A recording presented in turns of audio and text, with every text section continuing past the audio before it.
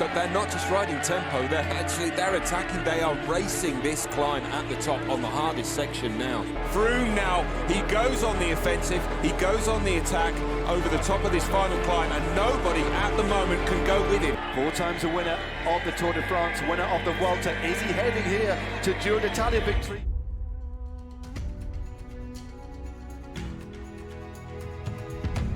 When was the first time you ever heard the name Chris Froome even being mentioned? Well, I remember it quite clearly, actually. And it was at the Commonwealth Games in Melbourne. Our first rider is starting to get prepared now. I can remember seeing the guys from England and just their shining white kit and amazing bikes. And they were all riding the same bikes, which was just, you could see these guys were professional. His name was on the start sheet. It's not something that jumped out the page. We've got a huge field ahead of us. We've got 72 riders. And the first rider to lead them out is the rider from Kenya, in Christopher Froome, the fastest out on the course so far. And his splits start to come through. And I can remember Shane Sutton going, blimey, there's a bloke out here, he's going so fast and he's only got sand shoes on. Being the first rider off, I got back and had the fastest time on the course, which meant that I was sitting in this hot seat for a good hour with all the cameras on me and people talking about me as the race leader. For somebody with the background that he had and where he was at, he caught our eye. Technically, I was terrible. I was crashing all the time. But I think the important thing was that I showed I had an engine. The next big thing in my mind was the World Championships. If I could get to the World Championships, that might be a ticket for me onto the professional scene. And so to the under-23 men's individual time trial. I'd previously been helping the manager of the Kenyan Cycling Federation to send emails. It was a bit sneaky of me. I directly emailed the UCI from his account saying we'd like to enter one rider into the under-23 World Champs, and I got myself entered. Another one of my early memories of Chris was sitting in a manager's meeting, a cold, horrible day at the World Championships. And in walks this soaking wet bike ride, and it was Chris. He'd managed to get there on his own, and he was representing his country on his own. He hadn't got a manager. So he came to the team managers meeting and sat there. Their only representative, he couldn't work out which way he was going, left or right. He came down a barrier, and it went down, and there was a corner straight away. I was a little bit confused as to which way the road went.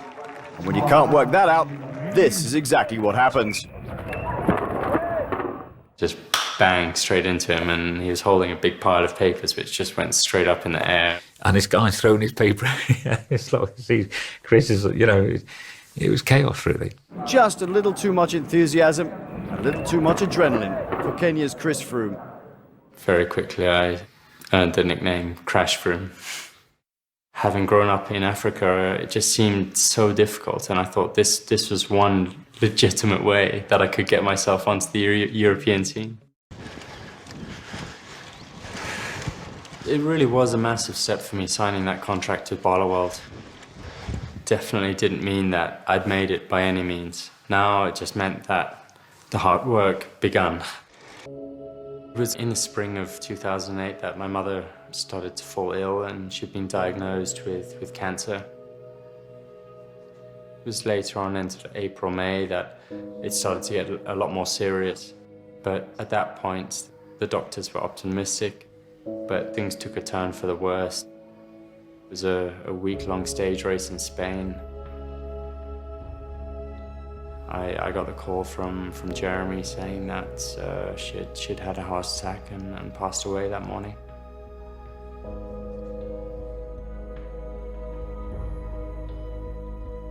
My world had come tumbling down, hearing that news, and it felt as if I was just a million miles away riding a bicycle.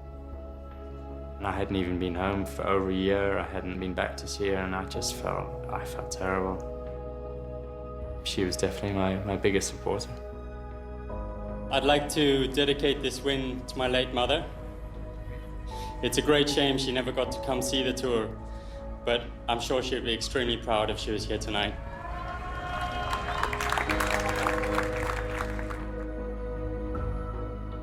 I wish he could have been around a little bit longer just to see how things have gone since then.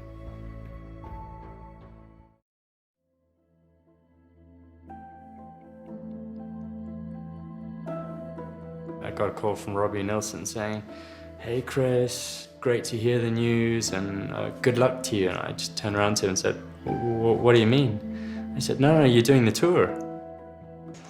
My mother's only just died a week ago. How on earth am I going to get myself round to doing the Tour de France? And Chris Froome back in 168th position, one of the early starters. That 2008 Tour was just a massive eye-opener in every way.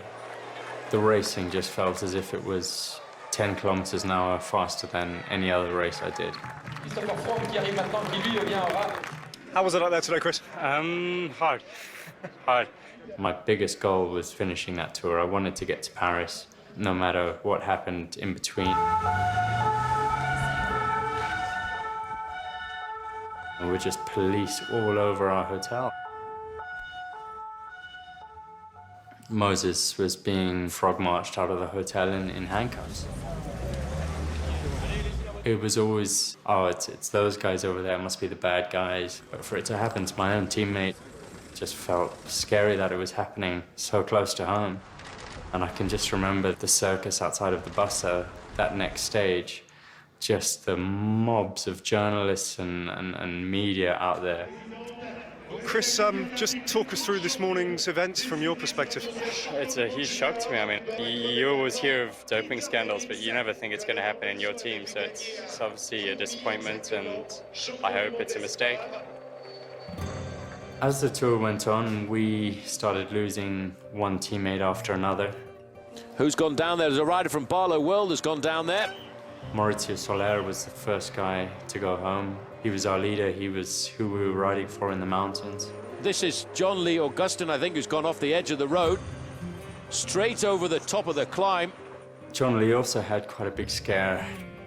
That could have been the end of it for him. Well, that is very sad. Once the race got up into the mountains, I actually started to feel quite good, and I'd actually try a little attack here and there. They're chasing Chris Froome. They are indeed chasing Chris Froome. Number 57, Chris Froome, seems to be still in contact with the leaders on this day. The sensation of reaching Paris felt fantastic. Out of 9 teammates, I was one of the 4 who made it. It was a great feeling. Chris, you've done yourself great credit, a top 100 finish. Well, I wouldn't really say that's a great achievement, top 100, but it's your first tour, Chris. Getting to the finish is definitely an achievement, I think. It's all just been a huge learning experience for me. It was during that time in Barlow World that I'd swapped the Kenyan racing license for a British racing license.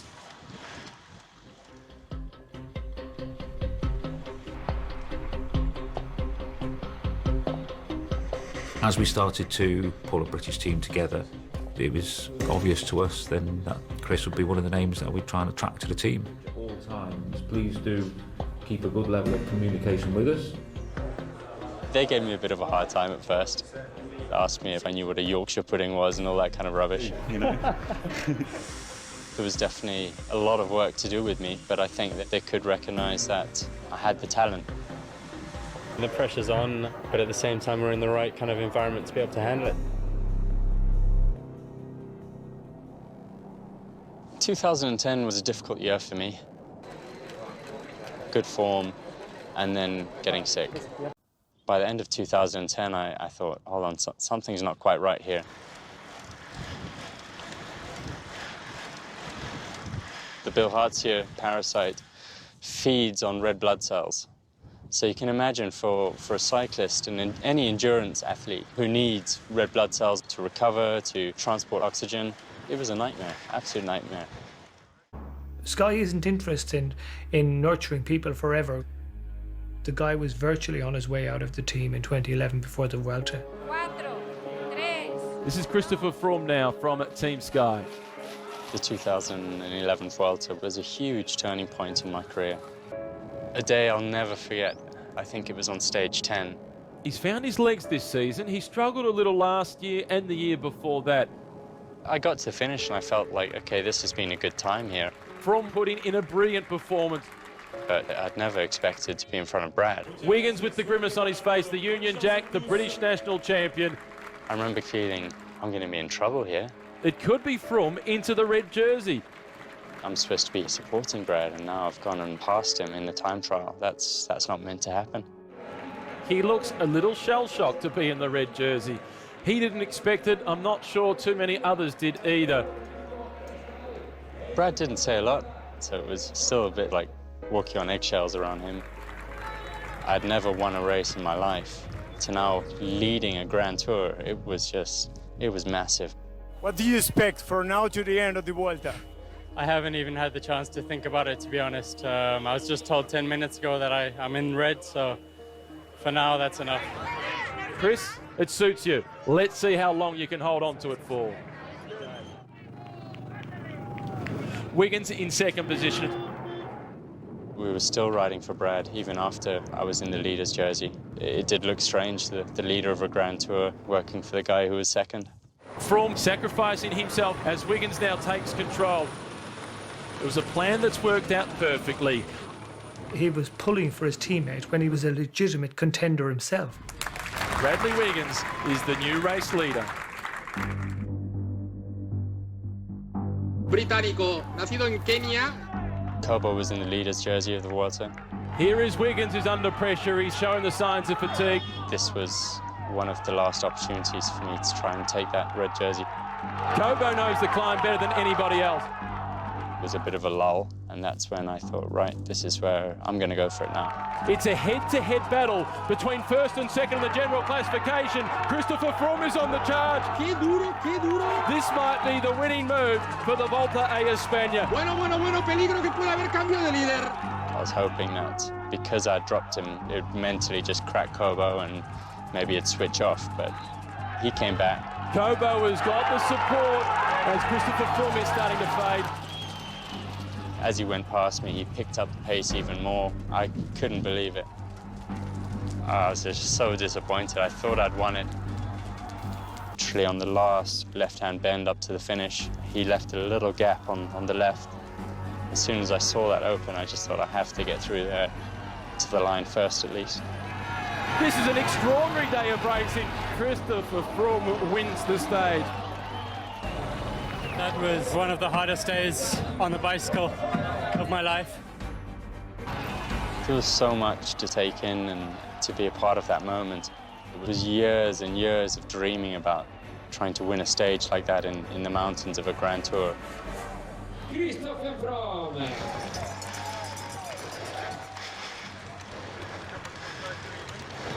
I mean, it's 13 seconds behind, but that's how racing goes. Maybe next time I'll do better.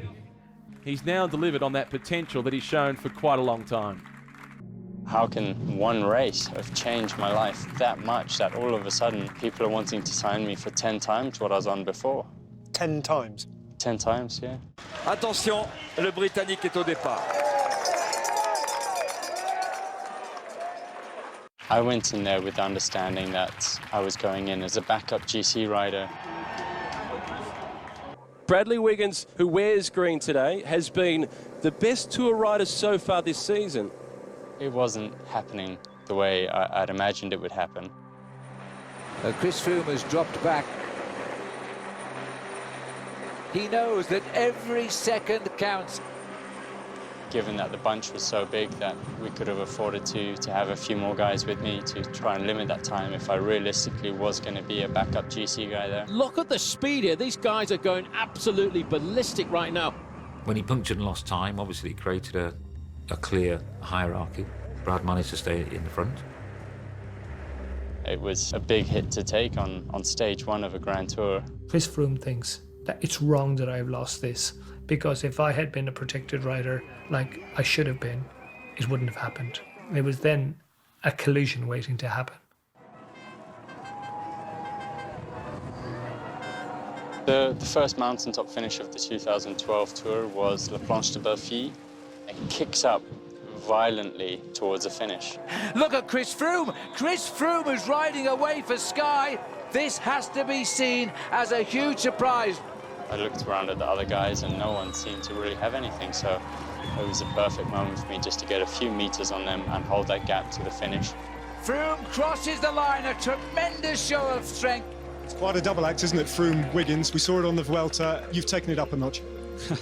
I'm speechless. That really was a dream come true. I never thought of winning a stage here. Yeah, I'm chuffed for Froome because he had misfortune last week and now he's got his stage, and obviously he's going to be an integral part to me winning this race. He's in the yellow jersey now. It puts the team in a fantastic position going forward. I'm chuffed a bit.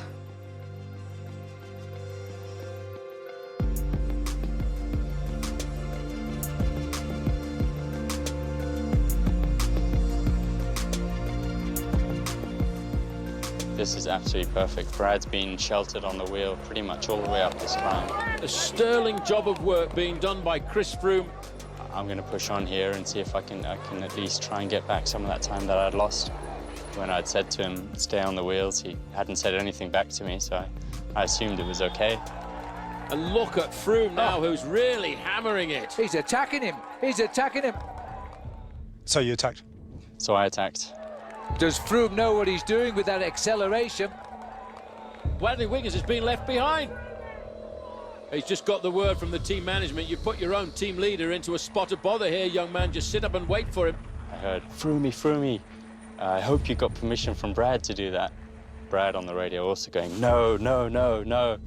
And at that point, I just thought, okay, whoa, stuff trying to get more time. I'm going to stay with Brad and make sure he gets to the line with no issues. Bradley Wiggins today keeps his yellow jersey. He had a fight on his hands, but he's got a great team around him. There was so much noise, we couldn't really hear what was going on, and I think when Sean was saying slow, he was thinking we were saying go. It was a stressful period over the next 24 hours. It wasn't a nice feeling in the team. It was uncomfortable. Bradley's definitely stronger. He's, without a doubt, the team leader, and we're all here to support him. Everyone just wanted to get the job done and get to Paris. Bradley Wiggins, the first ever to win for Great Britain. Chris Froome finishes second. It just is all too perfect. That bronze medal in the Olympics was massive for me. Being on the TT bike, going through these crowds upon crowds of people and all just cheering. And not just cheering for the sake of it, you could see they were passionately behind us because we were Brits.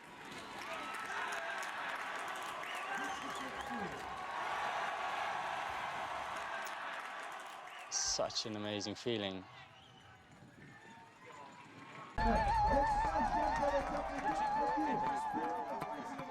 When 2013 started, Chris knew he was going to be stronger than Brad because he had trained like he had never trained. It's been a brilliant season so far for Chris Froome. I wasn't saying that Brad would not be a part of this 2013 Tour de France, but I felt as if he betrayed me a little bit. It didn't feel as if that was what the agreement was beforehand. Chris got his revenge, and by God, it was cold-blooded.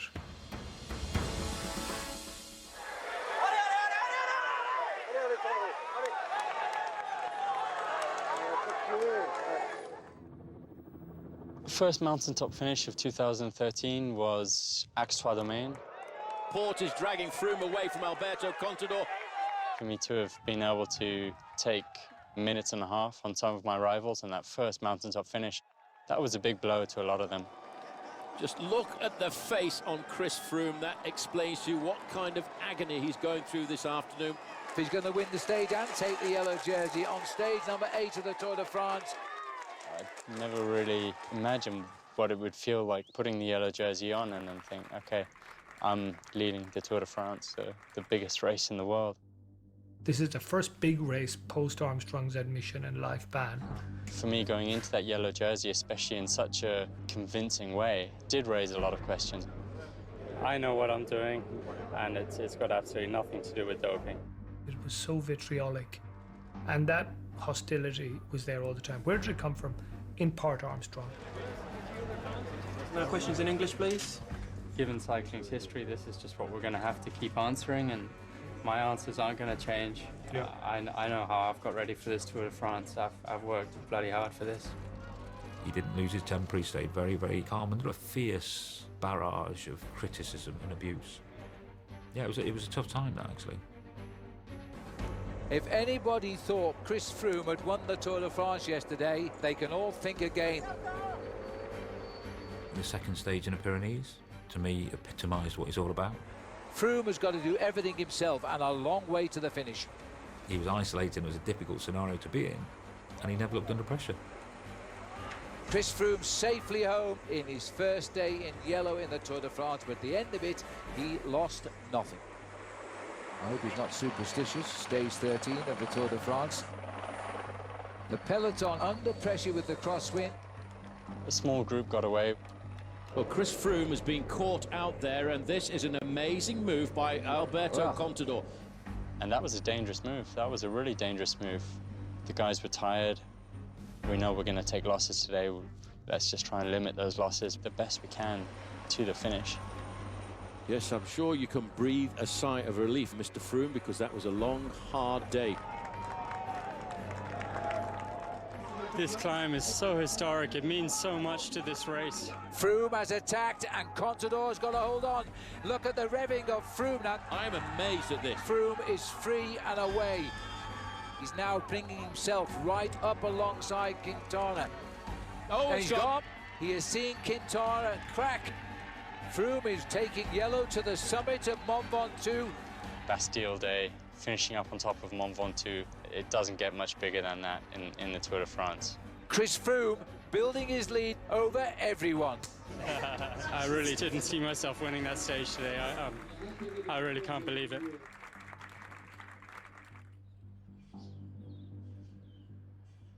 I wasn't relaxed at all at that point. He's the one who will win the Tour de France. I was nervous about getting through the day. I don't think happiness quite describes it. No, never in doubt, never in doubt. This is an amazing feeling to be standing here today. Throughout the tour, I'd been scrutinized by the media about doping, and I wanted to say to people, listen, you can believe in me. Thank you to all the people who have taken their time to teach and mentor me over the years. This is one yellow jersey that will stand the test of time.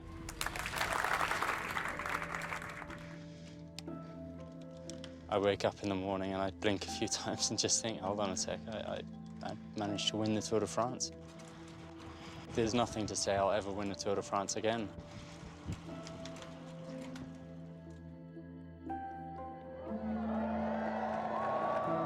It's extremely rare that you go through a Tour de France without crashing. I mean, I didn't even have time to react. It just happened so quickly, and before I knew it, I was on the ground. And it is the defending champion, Chris Froome, who has hit the deck. I could feel that something was wrong here. It was painful to hold the bike. Defending champion of the Tour de France we're looking at here. He's ridden through the pain barrier before. Froome down again here. What is going on in the Tour de France this year? But 3 falls in 2 days proved too much for a battered and bleeding Chris Froome. It was a massive blow having to leave the tour like that. It's obviously very, very disappointing and devastating for Chris. Chris, how hard is it to be going home in these circumstances? Obviously, I'm basically hugely disappointed. But what could I do? This is cycling, this is part of the game. Thank you.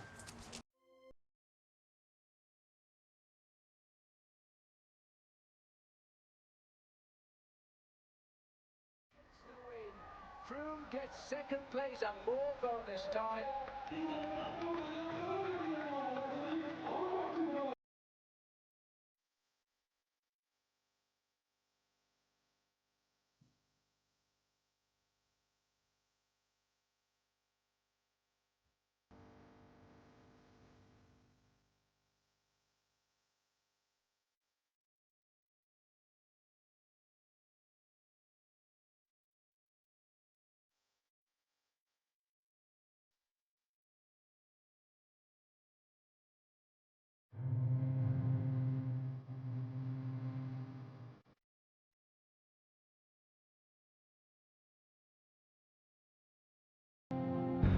The Maillot Jaune is special, very special.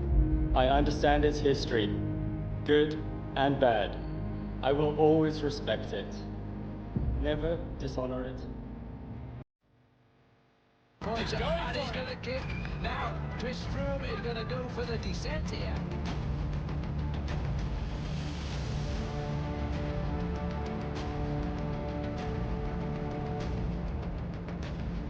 Chris Froome is taking the victory and the Maillot Jaune.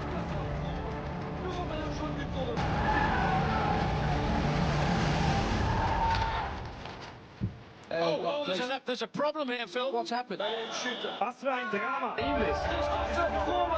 C'est une image absolument inédite, incroyable.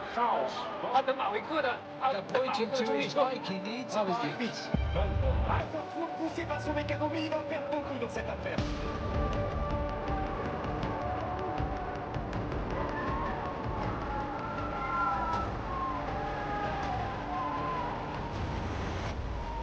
Ça commence à faire une 30 déjà. Une 30, une 40. Un des grands gagnants du jour, c'est Remco pour les mains. Et le nouveau maillot jaune, c'est certainement le Britannique Adam Yates.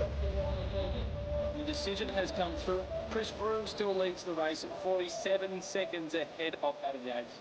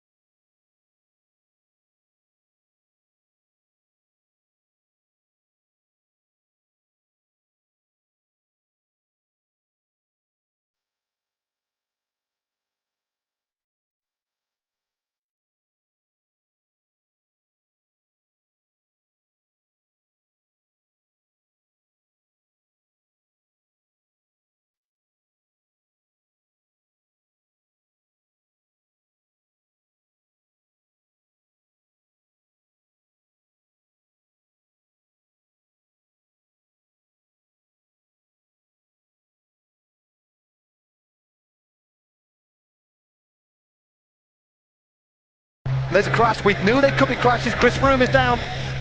Well, Chris Froome has had a torrid opening to this tour. I found myself coming into stage 19 over 3 minutes down, and I knew it would take something absolutely crazy to turn the race upside down, and it would be a kind of move of almost a suicide move. It would be all or nothing. That idea of going solo 80 k's out was a decision I made in the morning before the race.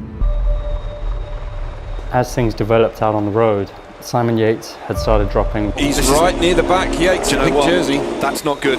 That's not good. They're racing this. They're not just riding tempo. They're attacking. They are racing this climb at the top on the hardest section now. Yates was dropped. Dumoulin had started losing teammates already, and I think only at that point did I really believe, okay, I'm going to do this now. This is the moment. It's now or never. Froome now, he goes on the offensive, he goes on the attack over the top of this final climb, and nobody at the moment can go with him. It was just an amazing feeling to see that Dumoulin and the other GC guys, they weren't on me, and that was where the time trial started. 4 times a winner of the Tour de France, winner of the Vuelta. Is he heading here to Giro d'Italia victory? Once I accelerated and I saw no one come with me, I just thought, stuff it, I'm going to go for it now, all or nothing, and get stuck into this. And even on this descent, he's taking just a few seconds. I wouldn't say I was taking risks on the descent, but I pushed on and went as fast as I could. As the race went on, and that gap went up from 1 minute, 1.5, 2, 2.5, 3, and it was just like, wow, I'm now in reach of the pink jersey and the overall lead of the race. Chris Froome is now the virtual leader, the Maglia Rosa of this Giro d'Italia. What a stage it has been. being out in front just changed and gave me even more, I guess, to fight for. And that was just such an incredible feeling. There he is, still the virtual Maglia Rosa on the road. Who'd have thought it at the start of today? What a ride here, an epic ride by Chris Froome. Masterful performance, takes the win. Chris Froome is going to ride into Rome in the pink jersey of the Giro d'Italia. This victory for me is completely unique. I've never attacked 80Ks out, and I mean it's just something that you don't really see very often anymore in professional cycling, and it's been a couple of decades since we saw someone win a Grand Tour in that kind of fashion. This is the moment that he's been waiting for. Chris Froome is the winner of the 101st edition of the Giro d'Italia.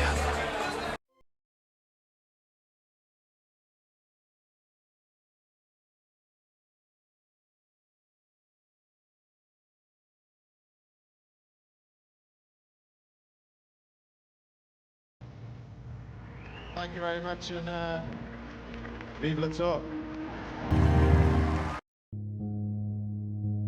In cycling, you can't take anything for granted. With the big crash back in 2019, I mean, everything was perfect at that moment. I was in the shape of my life. I was ready to take on the Tour de France. And the next moment, I was in intensive care in hospital. It's been a tough week, the last week.